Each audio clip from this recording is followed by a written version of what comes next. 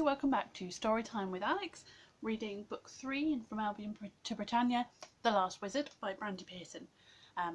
In the last chapter we discovered that Ruth can talk to fairies, and they visited the house of the Temple of the Black Moon, where they believe that the last wizard, Sebastian Jones, is being kept. Okay, now we're on chapter 5, The Lego Gandalf Keyring. The next morning was the first day of the holidays. I woke up late. As I was getting dressed, I remembered that I was expected to put all my school clothes in the wash, which was when I found the Lego keyring of Gandalf attached to the tiny TARDIS. I turned it over and over in my hand and realised that it was a flash drive. Immediately, I went into my room and plugged it into my laptop. It was password protected. At this point, I remembered that I hadn't finished with my dirty school clothes and went to put them into the laundry basket. I could hear Ruth in the bathroom. I returned to my laptop. The box for the password was still on the screen. On a whim, I typed Gandalf, and a short list of files appeared.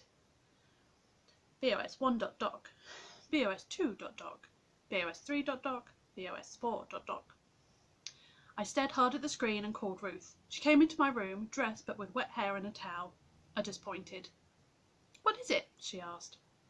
"A flash drive belonging to Sebastian Jones, capital B, lowercase o, capital S."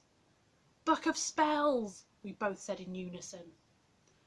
"Open one of the files and find out if we're right," Ruth said.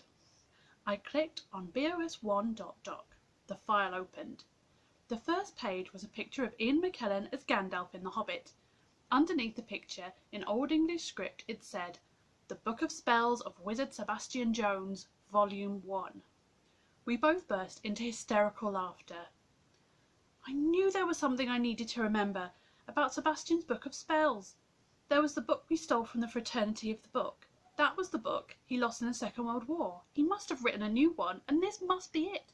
He must have transferred it all onto his flash drive." "In that case," said Ruth slowly, "his warding spell must be here."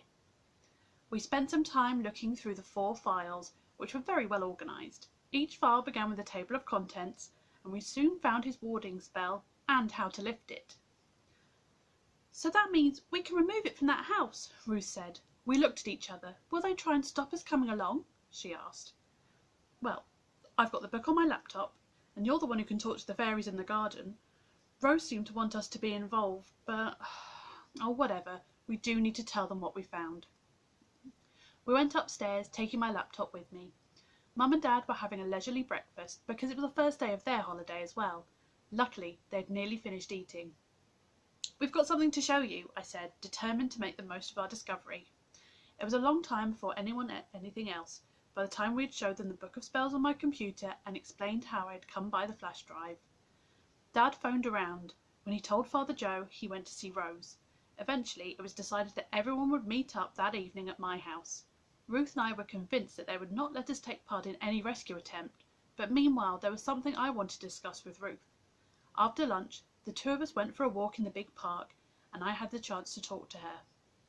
"Ruth," I began, "it seems to me that something major had happened that no one else has noticed, because, quite rightly, everyone is concentrating on rescuing Sebastian. I wanted to talk to you about it, to try and get it sorted in my mind." "What is it?" Ruth asked. "Okay, you and the other girl can see fairies. Rose believes that you're a witch, because you're her great-great-granddaughter, and you've begun to do spells on your own." "Yes." I continued. "The fairies call the other girl a witch, and she seems to have the magic to send out dream messages. So you're both witches and can see the fairies." "Yeah, so where is this leading?" We'd reached the benches by the lake and sat down. "But Rose can't see them, and didn't even believe they existed, even though she's a witch too. Why is that?" Ruth thought for a minute, watching the ducks, then said, "Maybe because she's a witch of old Allbyon." "So, how long have there been fairies?" "They say they've always been here, but as I said before, they don't really measure time. Neither Sebastian nor Rose has ever found any magic in Britain, and Sebastian has certainly looked. But if there have always been fairies, then there's always been magic, so why could they not find it? And another thing, where has this other witch girl come from? Is she another descendant of Rose? If not, where has her magic come from?" Ruth looked at me. "I have no idea," she shrugged. This is the sort of thing that you think about, but perhaps you can work it out. By the time we all met that evening, I was convinced that whatever happened, someone would take the flash drive away from me. But when this was suggested by my mum, Rose shook her head. Whatever this looks like, she said, it is still a wizard's book of spells. They can be stolen, we know that, but they can also call people to them. I'm convinced that was what happened to Miles. He's not the kind of person to just take something without asking. The book was calling him to help the wizard who wrote it. The magic in the spell will be stronger if Miles speaks the words and makes gestures. Stronger than if you spoke them? My mum asked. Oh, definitely. I'm not a wizard, I'm a witch. A very different kind of magic. I don't think we should take the device with us, in case anything goes wrong. But I think Miles should print out the warding spell, is that what you say?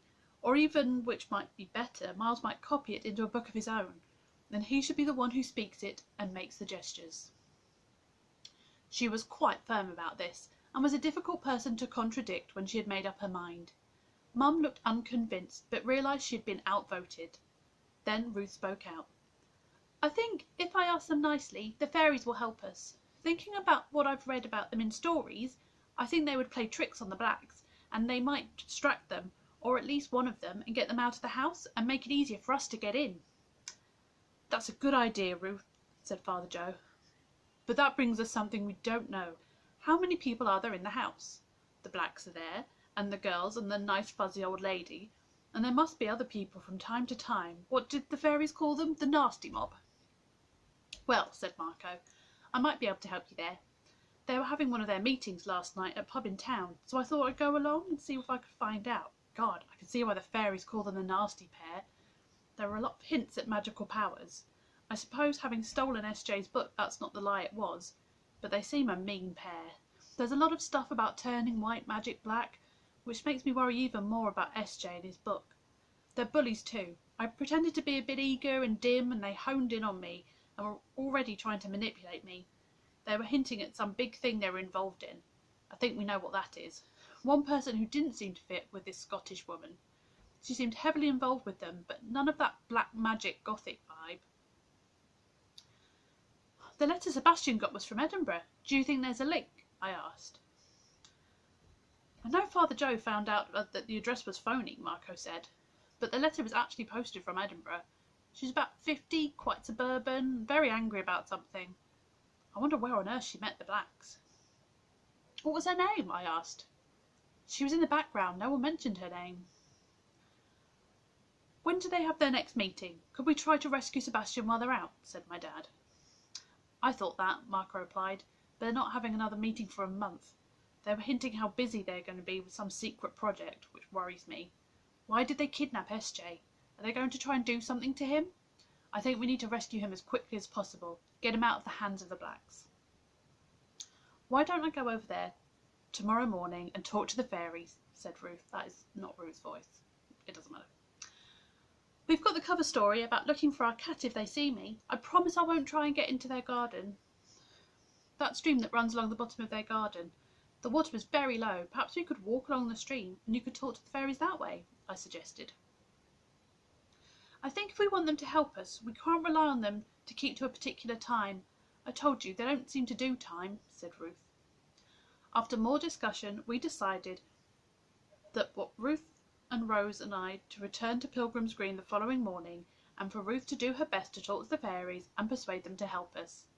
Then Father Joe, Dad and Marco would meet up with us, and Marco coming along in a van belonging to a mate so that we could make a quick getaway, and we would finalise our plan. Mum looked increasingly worried, but did not make any objections. She did not volunteer to come with us, and I was relieved.